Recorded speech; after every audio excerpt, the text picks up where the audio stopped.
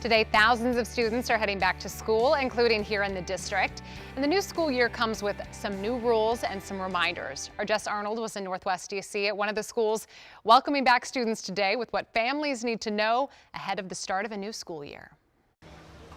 Students here at Oyster Adams Bilingual School got a really warm welcome this morning with firefighters, DDOT, other teachers lining the streets, clapping for them, welcoming them back to school for the first time in 2 years. I'll step out of the way so you can see what we've been looking at all morning, the greeting that students have received. Now, I said for the first time in 2 years because DC invested $71 million into modernizing this school, so students have not been able to come into this building for the last 2 years, but they are now coming back to a new gym, a synthetic turf field, outdoor classrooms, even a reading terrace, and firefighters are out here trying to make sure that drivers slow down and remember that kids are now heading back into this building as DDOT implements traffic calming measures throughout the district. But let's get into what all DCPS families need to know as you get your students ready for this big day and for the rest of the week.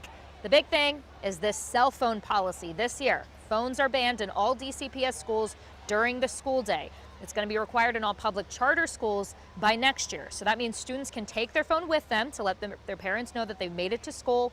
But then when they get inside the building, they need to turn it off and follow their school's storage policy. Now, if parents need to get in touch with their student during the school day, they should contact the school's main office. Now, we've been hearing from some parents and students about ICE concerns amid this federal takeover. And we spoke with a parent earlier who has an 8th grader here, also coaches on the basketball team, and shared these very concerns. Being excited for him and the new opening of the school, and also sad and worried for our friends who are scared to bring their kids to school. My wife is bringing a couple right now, so whose parents don't feel comfortable. Well, they're worried. I mean, and my son is worried for his friends, who so many of them are Latino, and you know, he's like, do they need to carry their passport? Like, just, he shouldn't have to ask that. I mean, they're American citizens, but they're scared. So, yeah, they're worried. Yeah. They're just, yeah, it's just tense. Being down here at all is tense. And DC is an awesome city. Don't let them tell you different.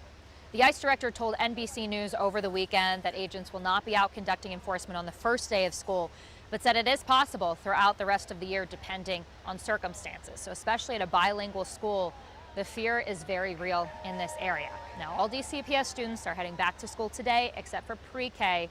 They're going to start on Thursday. From Northwest DC, Jess Arnold, WUSA 9.